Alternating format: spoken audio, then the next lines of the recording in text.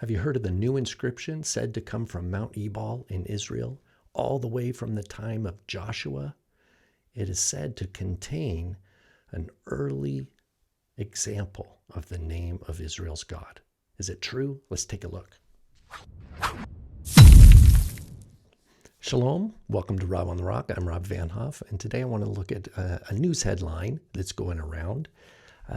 It's from ABR, which is the Associates for Biblical Research, and their headline is ABR researchers discovered the oldest known Proto-Hebrew inscription ever found. It sounds real sensational.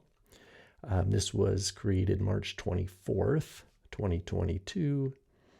It says they announced the discovery of a formulaic curse inscription recovered on a small folded lead tablet. So here's the lead tablet. It is tiny. It's like 2 centimeters by maybe 1.5 centimeters.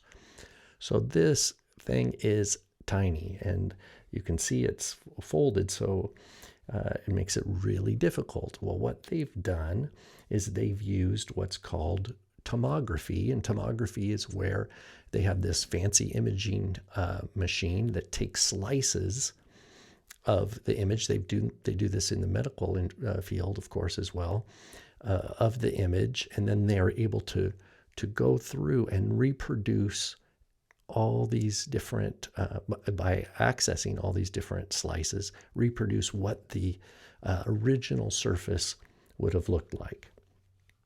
And what we see is they claim that this is the text. It's a chiasm.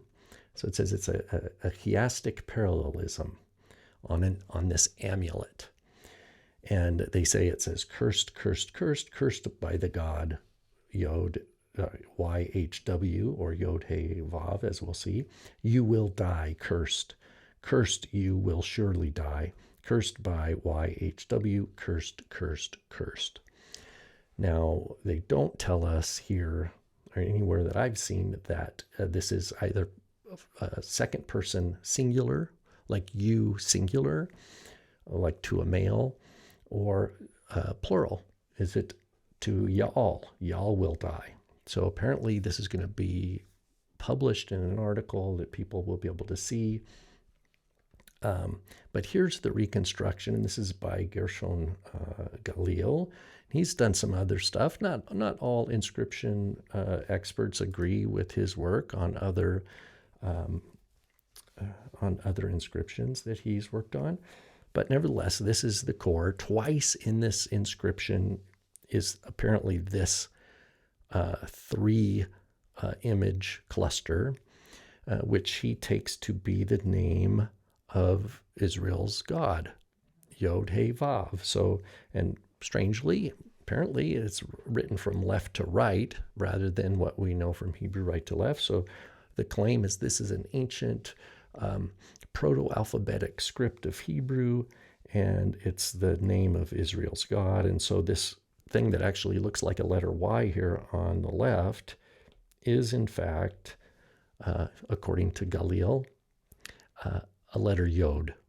Looks kind of like a backward shin, but a letter Yod. Then the man, because we're supposed to read it from left to right, the man there is the letter He. And then finally we have this thing, which is set, it looks like an axe, is said to be a letter Vav. And so the claim is, well, this corresponds to, actually I could do it in light color right here, Yod He Vav in our later script. So they'll say this is maybe Yahoo or something like that. And of course, this would be even earlier form than we know from the later Hebrew script, which makes its yods like this, and the He like this, and the Vav like that. So the claim is we've evolved from this to this by changing direction, and then from this to what we see there that I wrote in gray. And the letters, of course, YHW. So this is the Y, this is the H, and this is the W over here. And they say it occurs twice in the inscription. But again, we see how tiny this thing is. This must have been really tiny. And why was it made out of lead? Why was it folded up? Well, they're quick to call it an amulet. So if this is related to the time of Joshua, which is the claim that is found from the time of Joshua at Mount Ebal, around what they think is Joshua's altar. If you go to Deuteronomy 27, it tells about the command to construct this altar. And indeed, there are a dozen curses where it says, Arur, cursed is this person, cursed is this person. And so the claim is that this amulet must come from the same time period and must reflect some sort of knowledge of the time of Joshua and Mount Ebal as being a place of cursing. So I'm going to kind of withhold my own judgment on this until I can see it, because we're just trusting somebody who is not showing us. They're not actually showing us the actual inscription or their data. They're just giving their interpretation. And so this will run through the rigorous peer review, which it has not yet. And again, Galil's work has been dismissed by experts in epigraphic Hebrew, so in the past. So I'm not holding my breath for this. But let's, for the sake of argument, let's just say this is a real deal. Let's say this is a real amulet from the time of Joshua, and that this inscription that is on this amulet is in fact accurate, that Galil and his team have accurately transcribed and translated. They've accurately understood the message that was in this amulet. Let's just assume that's true, although I'm not ready to go there personally. Let's just assume for a moment that it is true. Well, we have to ask a few things. The first thing we want to do, because this is being informed by the biblical story, right, the biblical text, is to hold it up against the message of Scripture. So one thing we notice that in Deuteronomy 27, the curses are in the third person. Cursed is the one who does this. Cursed is the one. It never says, cursed are you. That's important because we're talking about covenantal language here. And it also is the fact that this idea of you will surely die, that is not in Deuteronomy 27. Another strange thing is it never says you're cursed by the God or by, and this is going to be interesting to see here where it says by the God, Yod-He Vav, or YHW. I'm curious as to what this Hebrew or Proto-Hebrew construction is posited to be, because it's a strange construction. There is no cursed by the God, Yod-He Vav, in Deuteronomy, associated with Mount Ebal. So that's strange.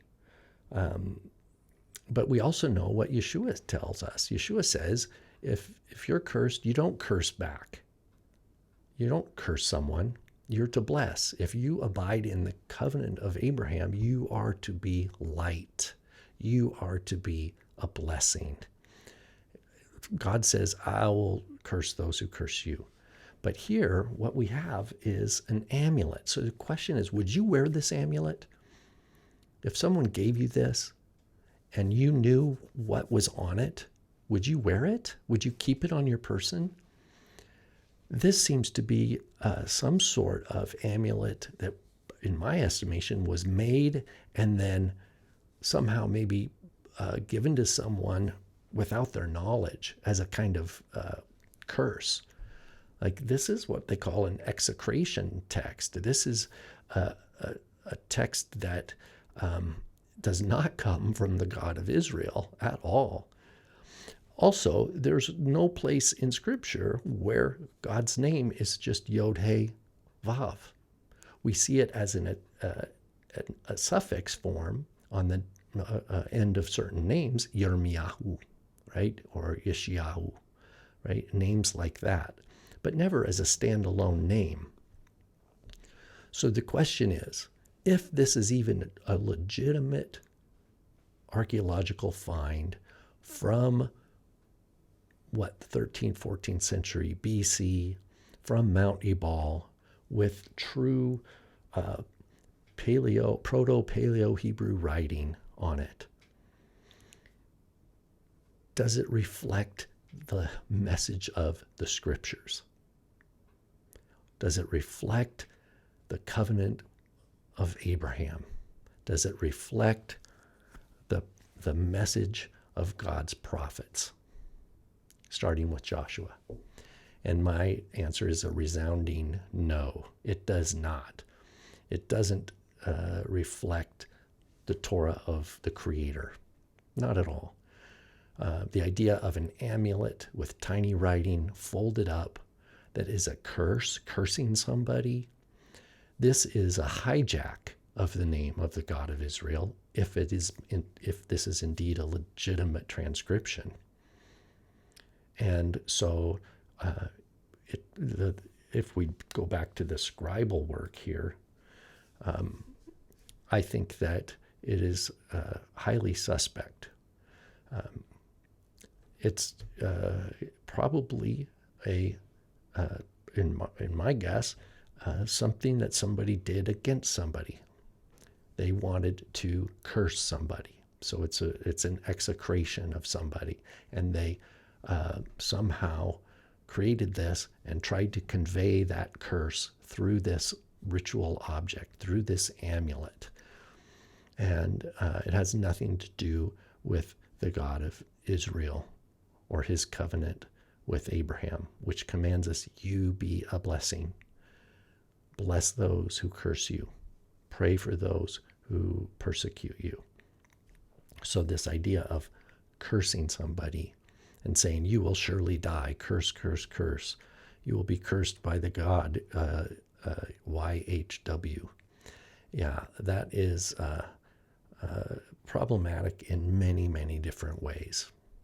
Anyway, in the weeks to come, they say that they will publish all this, and the sensation will certainly spread throughout the internet, and people will ask about this as if this is the true origins of Israel's God.